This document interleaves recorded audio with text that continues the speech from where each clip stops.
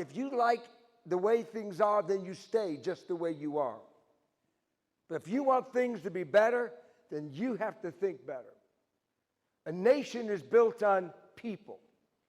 And a young generation is the vision and the dream for the next level. How many of you watch things in America?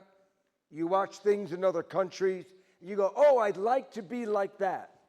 I'd like to go to that nation.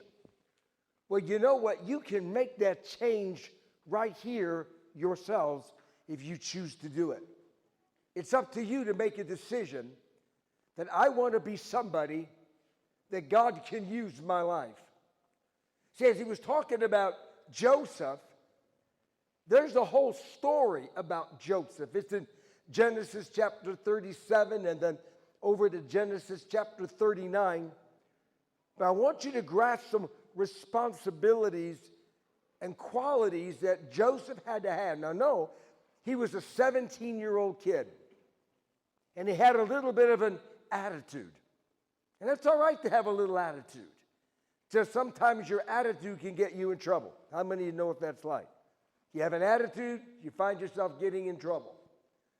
Especially when you got a little bit of pride with your attitude. But pride sometimes, rightly, can cause you to rise above everything else when everything else wants to stay here.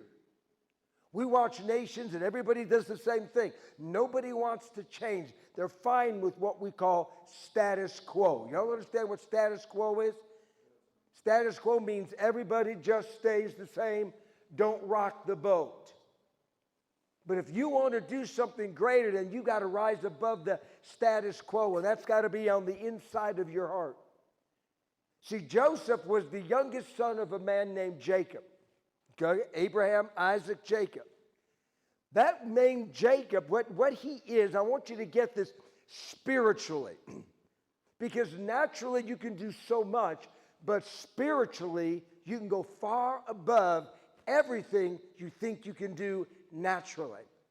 Because God has a dream he wants to put inside of your heart. See, God's a big God, and he sees a nation with great success. He sees your life with great success. Even when you don't see it, God sees it. But unless you grab what God says about you, you will never rise above where you're at. You need something bigger put on the inside of you to cause you to rise higher than where you're at. In that chapter of 37, the Bible talks about Jacob being his father. And Jacob, to you and I, will be that prophetic voice that speaks into your life. Because Abraham, Isaac, and Jacob were all called prophets in the Bible. They carried the heart of God, and they were speaking what God says. And so Jacob would have been the prophetic voice right there in the land.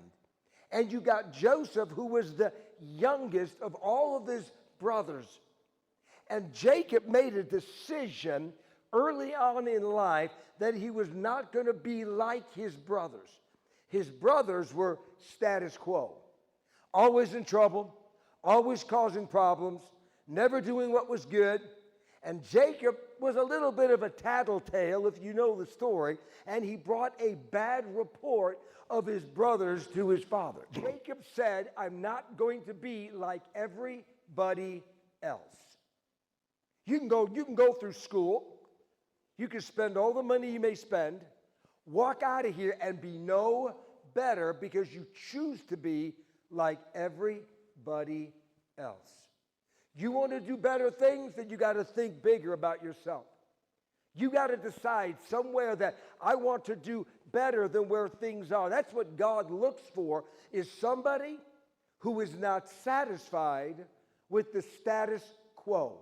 I don't like my circumstances. I don't like the way things are going in my life. I don't like the way things are happening around me. I want to see some change. Anybody here believe that way? I want to see some change. I don't like the way I've been having to live. I don't like the way the nation has been in the past. I want to see some change. See, that's the person that is available to receive. As I fall off the platform, watch me do that again. Okay? I got cat-like reflexes, okay? Got to put a wall there. The person who wants change is the person that God can reach out and touch. Jacob loved his son Joseph because he was the youngest. But something about Joseph is what made a difference, is that Joseph didn't want to be like the others. Joseph wanted to be unique. And Jacob saw that, and Jacob loved his son more than all the others, and he put a garment on him that would identify him and change the status quo. What garment are you wearing right now in your heart? What is the garment you're wearing? Does your garment look like everybody else? Or is your garment a different garment? Think about your life right now. Am I like everything else, or do I want a different garment? I want something that distinguishes my life, that is shown when people see me. The garment you wear is seen by everybody else around you. You see those that are striving for big things. They got something about them that you see. Are you wearing that kind of garment? See, that garment is going to be called favor. The favor of God is what makes you unique. And Jacob, with being the prophetic over his son Joseph, who chooses, I don't want to be like the rest, puts a unique garment on him of multiple colors, fullness of the things of God. Not just one area, not just one look, but all the colors, everything that was unique. He stood out above everybody with that garment. And that garment is a garment of simple favor, because when you want to be distinct, God can begin to bless you. He looks for somebody. He looks for somebody that he can put favor on. Because once you receive favor, that's when you can go forward. So Joseph gets the garment of favor. And when you got favor on you, everybody's going to see that you've got favor. You understand what I'm saying? When you're walking with favor, your attitude is different. I got favor. I got favor. You're not walking like this. You're walking like, I got favor. It doesn't matter where you've been, but when you get God's favor on you, Joseph was the youngest, and yet he got the favor.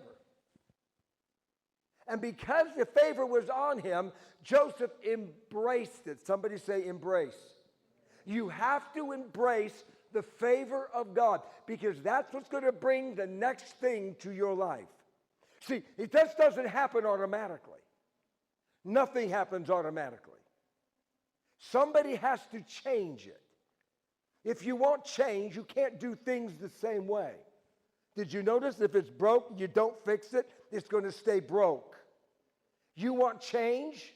Then you have to change something. It's not just going to happen unless you make a decision that I want change. Wanting change is nice. Doing change is something else. And it starts by being separated from the attitude of the old way of thinking. I'm not going to think that way. I'm not going to act that way, because I want something better. And that's what the favor said. And if you notice, all of his brothers were jealous of Joseph, because their mindset was down here. And Joseph's mindset was up here. And he's wearing that favored coat. And when you're carrying favor on you, like I said, everybody's going to know it. And that's okay. Don't hide your favor. You are stepping out from the crowd. You see the thousands of millions of people. You see them in the streets every day. And you don't see favor.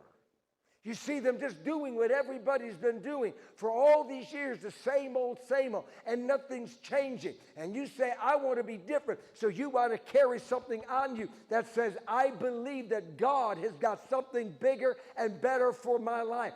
God has got something bigger and better. And when you believe that, that's when the favor of God can be on you. And that favor shows to everybody else something's different about you. Something's different about you. People come and go to school every year, millions and millions, and you see nothing. But then you see those few.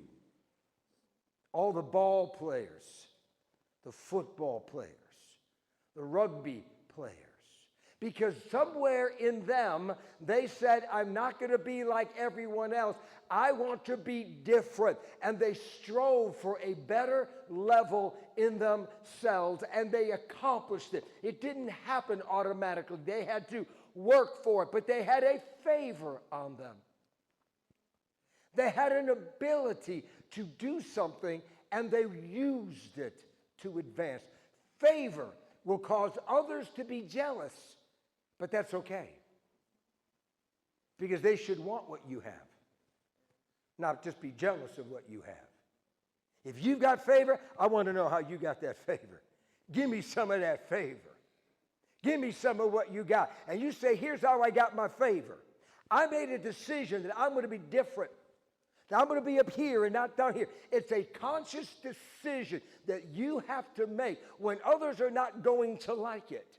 It doesn't matter. It shows their jealousy of your favor. And they will never excel with their jealousy. And if you don't let them take your favor from you, you will keep moving right on beyond them. Keep right on moving. With the favor now comes the dream. See, we talked about, do you have dreams? And you do. You all have dreams. But if you've got favor on you, you can get the dream above all dreams. You can get God's dream. And when God puts a dream in you, God just spoke out of heaven, and he dropped something supernaturally down into your spirit. It may be a dream, but you're going to make a decision. Somebody say decision. God gives you a dream, and you can let the dream go. Or you can turn the dream into a vision. I believe the dream is for me.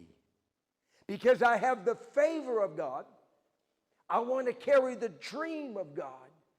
And as long as I hold on to the dream of God, my favor will always be with me. So I can turn the dream into a vision. You know, the dream of God on you at this age is going to grow.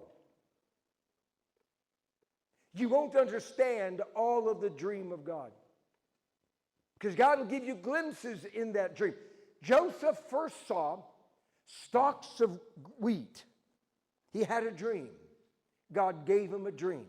And everybody was putting their stalks, and his stalk stood up, and everybody else's bowed down. See, Joseph said, wow. And he was small-minded. Somebody say small-minded. See, Joseph in that first dream, you know what he thought? I'm going to be the head of the family. He had smallness in that dream. I'm going to be the head of the family.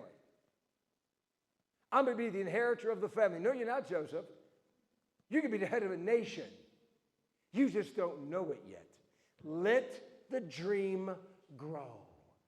So God gives it. So he tells his brothers the dream. Hey, guess what? Me and my great coat, a favor that none of you else have. That got him in a lot of trouble. I had a dream, and you all bowed down to me. What do you think of that? Okay? How do you think they received it? I'll kill you. We're all going to kill you. Slow, fast, however, we're going to kill you. He had the dream, and he shared the dream because it was a God dream. And he got it. He's wearing his favor. He believes that I had a dream. And you're all going to, I don't know how, but you're all going to, and they're all thinking he's going to be the head of the family. See, the oldest boy for Jacob was a man named Reuben. In the natural, Reuben should have been the next in line to be the head of the family. And then it goes all the way down from there. Well, here's Joseph, the runt of the litter, and suddenly he's walking around with this coat that his father gave him, which is God moving through his father. He's carrying this favor, and he has the dream that he's going to be the head over it all. See, God knows how to give you the dream and expand your dream. And every dream that's of God will be repeated. You got to write that down. Every dream that is of God will be repeated. And every time it's repeated, it will reveal more of what God has. But what's up to you is I'm going to hang on to the dream. Somebody say, hang on to the dream. Favor now was there first. So favor received the dream. Joseph hangs on to the dream, so the favor now can cover them both. The dream with favor, and because he's holding the dream to himself. See, you see people who have a dream and then they let it go. No, it'll never happen. It'll never happen. And you forget the dream. And you realize that the dream could have been your future, but you threw it away because you didn't understand it. But then God gives him the second dream. How many know what the second dream was?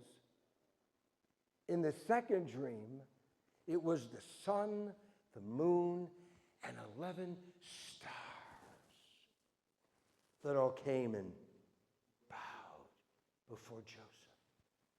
God showed him a natural and a supernatural realm to what God was going to do in his life. That's why when God's going to talk to you in your heart, in your walk, he's going to give you dream upon dream to expand the borders of the size of your dream. Don't let the first one lead you. Let them all come together. Let God speak. And the only way God can continue to speak is if you hold on to the first dream. Then God can, because faith, I mean, understand faith. Faith believes what God said, even when my circumstances don't look like it. Because God is bigger than you, and he's bigger than your circumstances. God is bigger. Say, God is bigger. Say it. God is bigger than my circumstances. He's bigger. He can change my circumstances because he's bigger. All he needs me to do is to hold on to what he said to me. That's all he wants you to do. And God can carry you. He will move mountains for you.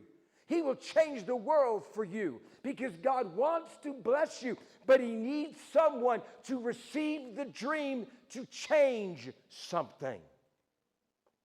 If you don't receive the dream, there will be no change because God will not work without you. Do you understand? God cannot change it without you. You have to say, I'm going to believe what God said for me. So Joseph received the second dream. And the second dream was a spiritual dimension. It was huge. And he told his brothers again of the dream.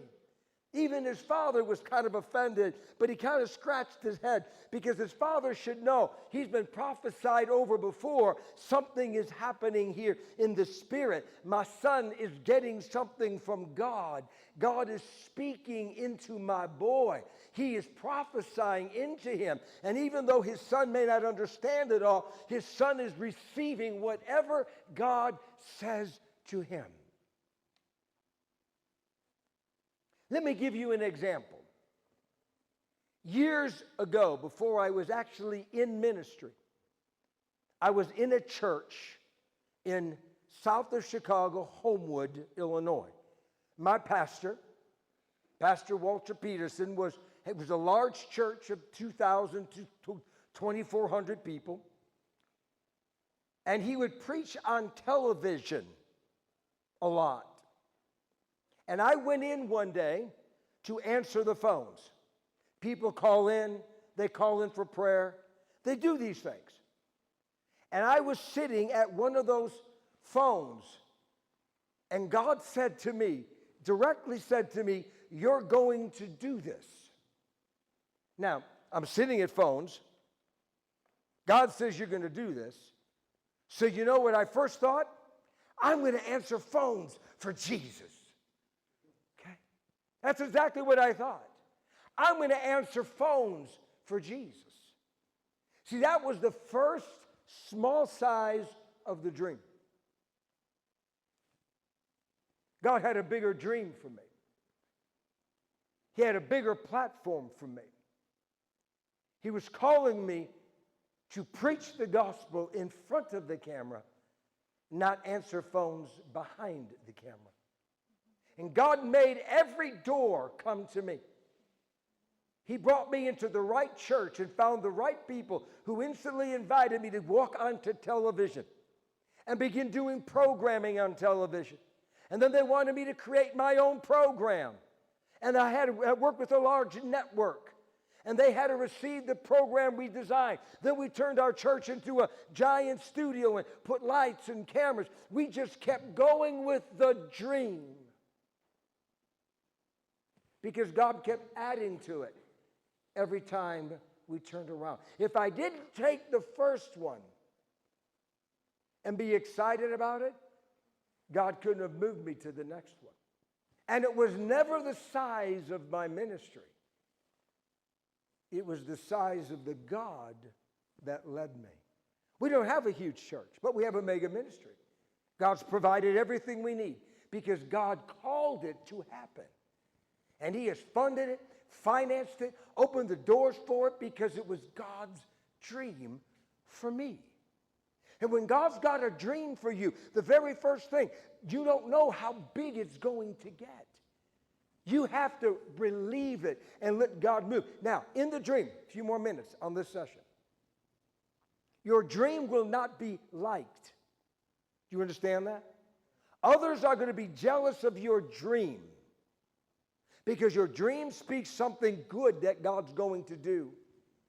And those that don't like you and your dream want to get rid of you and your dream because your dream offends them. Why? Because they have no dream. When you have a dream and you're talking to people that have dreams, you know what you do? You encourage them in their dream.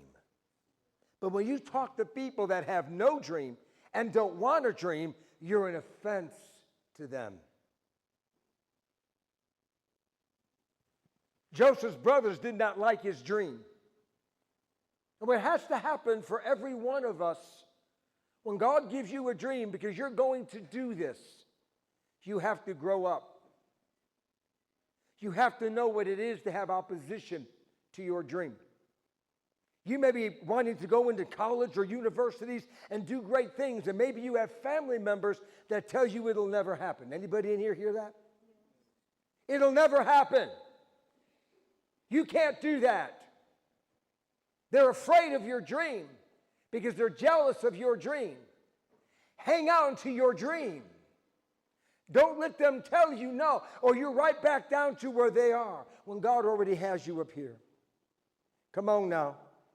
Don't get offended when others don't like your dream, because you represent the change that they're not strong enough to do. You have to know that. You represent a change that they're not strong enough to do. So they hated Joseph. They despised him, that dreamer. So what did they call him? A dreamer. You know what a dreamer does? The word dreamer, it makes fun of your dream. You don't have a dream. You're just a dreamer. You're just wasting your time. Anybody hear that? So when you hear this, it's because they're jealous of your dream. So they'll call you a dreamer. You don't have a dream. You don't have a vision. You're being selfish. You're being prideful. You're being arrogant. You're being all these things. People who don't want to rise to your level, rise up, want to pull you back down to theirs. Do you understand that? That is why nations stay the way they are.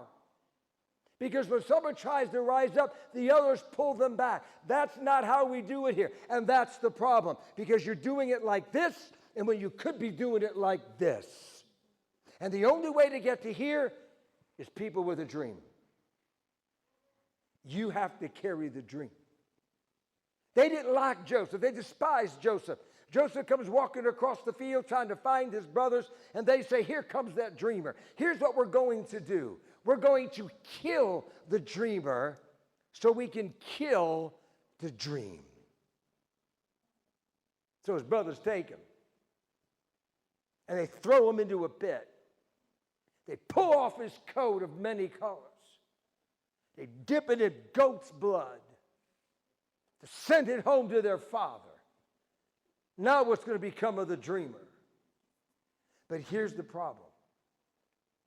Doesn't matter what coat you wear, as long as you hold on to the dream, the favor will go with you anywhere. Because the coat represented something. The coat wasn't the favor. The coat represented favor. You can take the coat off. It's only natural. But as long as I don't let go of the dream, the favor is never going to leave me. It will go everywhere I go, wherever I am sent. As long as I hang on to the dream, favor, mercy, and truth will follow me all the days of my life. But you first have to be a vessel that really says, God, I want you to speak to me. You know what revival is about? When you say, God, I want to hear your voice. I want to hear your heart. I want you to touch me with your grace. I'm desperate for you. I'm hungry for you. I'm thirsty for you. When you come after God like that, he roars towards you. Will he lavish his favor on you and make you a vessel for the dream of God. And then that dream will become a vision and the driving force of your life. And heaven will carry you all the way.